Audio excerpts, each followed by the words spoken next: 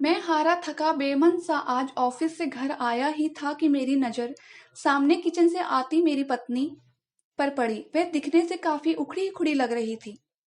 उसकी मनोदशा देखते ही मैं समझ गया था कि जरूर ही कोई बात है, इसलिए आरती इतनी रूखी रूखी सी लग रही है। मैंने हाथ मुंह धोए हुए थे, इसलिए मैंने उससे तौलिया मांगा। उसने बिना कुछ बोले मुझे तौलिया लाकर दे दिया। मैंने उसे कंधे पर हाथ रखते हुए पूछा, आरती क्या बात है, आज तुम कुछ उखड़ी उखड़ी सी लग रही हो। तो उसने मुझे खा जाने वाली नजरों से देखा और भड़कते हुए बोली, आपको क्या है, फिर चाहे बेटी ट्यूशन से फीस ना देने की वजह से बेइज्जत करके भगा दी जाए, या फिर बेटे पर स्कूल ड्रेस के जूते ना होने की वजह से उसके स्कूल की फुटबॉल टीम में खिलाने से मना कर दिया जाए। आपको क्या, आपको तो बस सुबह 9 बजे जाना है और शाम को 8 बजे आना आना और फिर चादर तान के सो जाने के अलावा एक पल भी चिंता नहीं है। और ना मेरा कोई ख्याल। डॉक्टर ने पिछले महीने ही दवाई कराने को कहा था, नहीं तो मर्च कभी भी अपने पैर की जरूरत से ज्यादा पसार सकती है। कभी तुमने ध्यान से देखा है मेरे चेहरे की ओर, ये झुर्रियां, बेउम्र पकते हुए बाल, जवानी में ही बुढ़िया बनती जा रही हूँ। एक पैसे की दवा नहीं नसीब है मुझे। ये सब तो छोड़ो, गर्मी में बच्चे तपते रहते हैं, एक पुराना कूलर लेने तक की हिम्मत नहीं हो रही है तुम्हारी। मैं बेड पर बैठे नजरें झुकाए अपनी नाकामी पर शर्मसार हो रहा था। बीवी बच्चों की परवरिश और उनकी जरूरतों का ध्यान रखना मेरा कर्तव्य है, पर क्या करूं, ये मेरा दुर्भाग्य ही तो है। कहने को तो देश तरक्की कर रहा है, लोग खुशी हैं, लोग खुश हैं, पर मैं कैसे कह पाऊं कि बढ़ती महंगाई और बेरोजगारी की वजह से दिन व दिन जरूरतों का के बोझ तले दबता जा रहा हूं। बिजली के बिल से लेकर घर के राशन पानी तक की कीमतें आसमान छू चुकी है, और तनख्वाह बढ़ने के नाम पर दफ्तर में धमकी दी जाती है। नौकरियां कभी भी जा सकती है, काम नहीं है ऑफिस में, इसलिए वही पुरानी पगार पर काम करना मजबूरी बन चुकी है। ऐसे में क्या ही करूं। मैं बैठा बैठा अपनी परिस्थिति से दो चार हो ही रहा था कि घर के दरवाजे पर किसी के आने की दस्तक हुई। बच्चों ने गेट खोलकर देखा तो पिताजी थे। अपने दादाजी को देख के बच्चे तो खुशी से उछल ही गए, लेकिन मेरी सांसें तेज हो गई। पत्नी ने फिर से मेरी तरफ ऐसा देखा जैसे मानो वह कह रही हो, अपना पेट पालने के लिए तो अपनी आंतों और गुर्दों गिरवी रखने के दिन आ गए हैं। अब ऐसे में पिताजी अकस्मित आए हैं, तो जरूर ही कोई आर्थिक समस्या को लेकर ही आए होंगे। मैंने भी नजरें चुराते हुए एक बार आरती की ओर देखा, पर कुछ कह पाने की स्थिति में नहीं था, इसलिए जल्दी से उठ कर पिताजी के पास गया और नजरें चुराते हुए उनके चरण स्पर्श कर उन्हें बैठने को कहा। आरती ने भी उन्हें चरण वंदन किया और खाना खाने के लिए कहते हुए किचन में चली गई। अब मैं और भी अकेला महसूस कर रहा था। आरती तो मुंह छुपा के किचन में जा चुकी थी।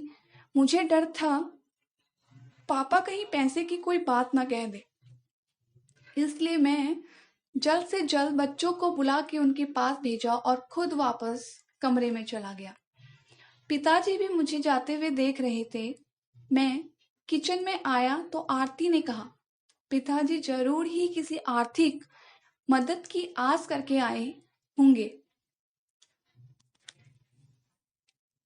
ऐसे में इन्हें हम ही याद आते हैं।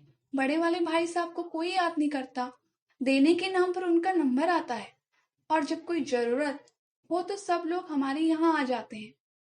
वैसे तो ये सब आरती कभी नहीं बोलती, पर इस बार उसके घर की तंगहाली इस लेवल पर थी कि कि उसे मरने के लिए अगर जहर खरीदना हो तो उसके लिए भी पैसे का इंतजाम ना के बराबर ही था। इस तरह आरती लगातार मुझे बोले जा रही थी, और दूसरी ओर मैं था जो कुछ पाने में समर्थ नहीं था।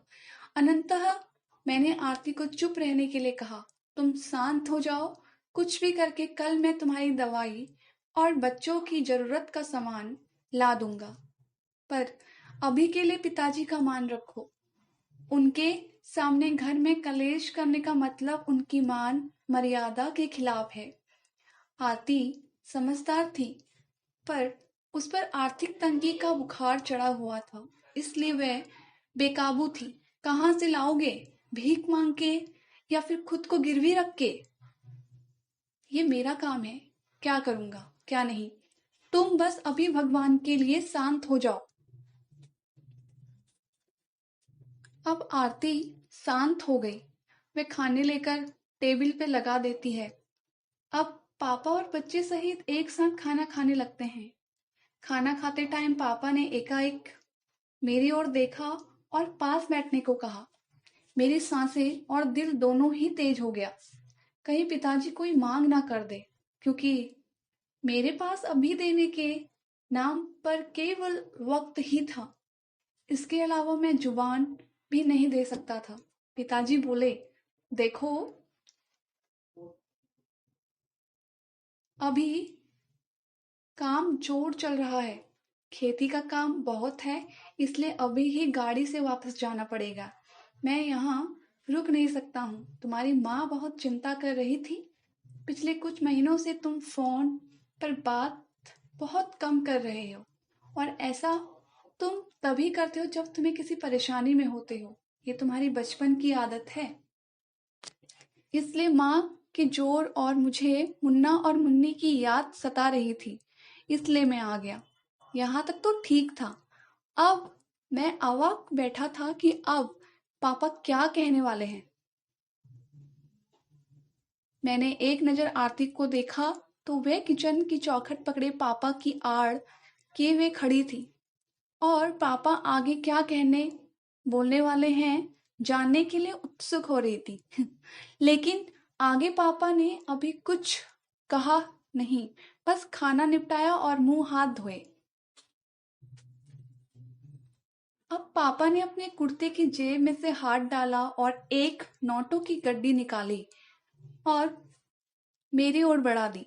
ये देखकर मैं अवाक रह गया और एक पल के लिए मैं चुपचाप खड़ा रहा। पिताजी ने कहा, अरे पकड़ो भी भाई, अब इतने बड़े भी नहीं हो गए हो कि हमारी दी हुई आशीर्वाद को ग्रहण ना कर सको। वैसे भी इस बार फसल अच्छी हो गई थी, इसलिए कोई दिक्कत नहीं आई। अब उन्होंने आरती की ओर इशारा करते हुए कहा, बहू का और बच्चों का अच्छे से ध्यान रखो। देखो कितनी कमजोर हो रही हैं, और अपना भी। उन्होंने पैसे मेरे हाथ में रख दिए।